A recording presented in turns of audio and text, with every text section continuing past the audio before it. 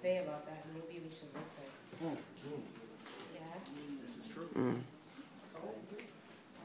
So really quick, I would like to read his biography, quick biography.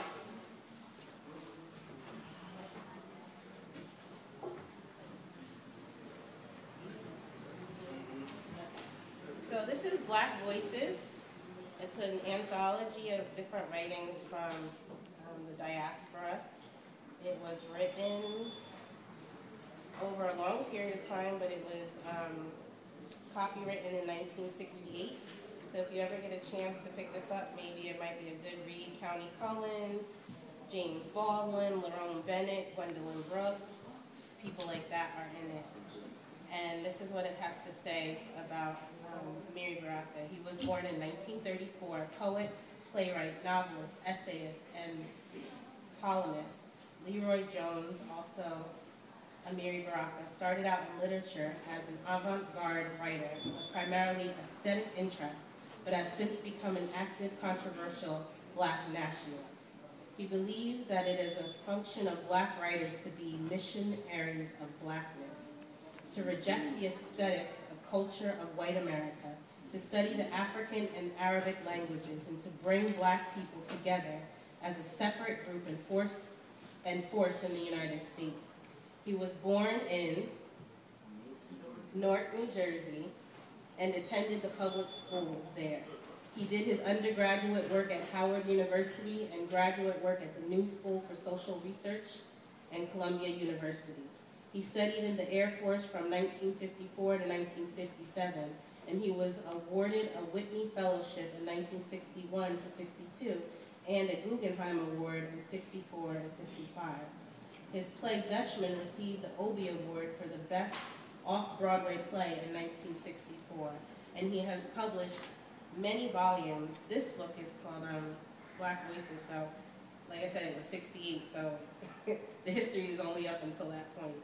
But he published 2 volumes of poetry and a mimeograph, not CD, not, okay, moving on. Mimeograph collection of new poems, a novel, 6 plays, a collection of essays, Blues People, a study of the Negro experience in white America and the music that developed from it, and Tales in 1967, a collection of 16 short stories.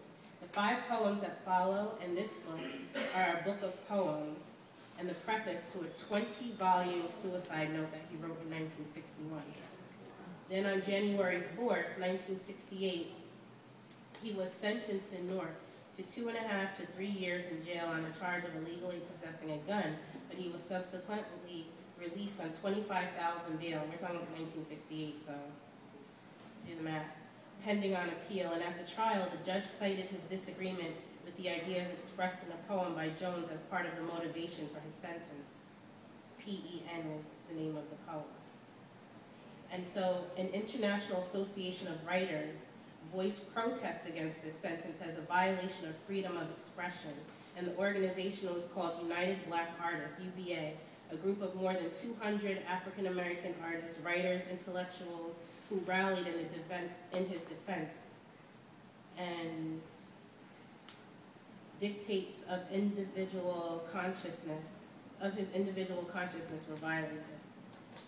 So that's interesting history, right? I didn't know a lot of this stuff. So a lot of the things that are written in this biography, I'm not sure who wrote it, but it tells a lot of our history, and it shows the importance of the written word, that even the judge looked at his written word and used it in a sentence against him. That's how powerful it was. A poem. You know what I'm saying?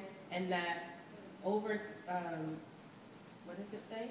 I think it said over 300 artists of all different types of expression came to rally against that sentence and were successful. So the power of community, the power of the arts is prophetic. So I just want to encourage us that what we have to say is important and it's political.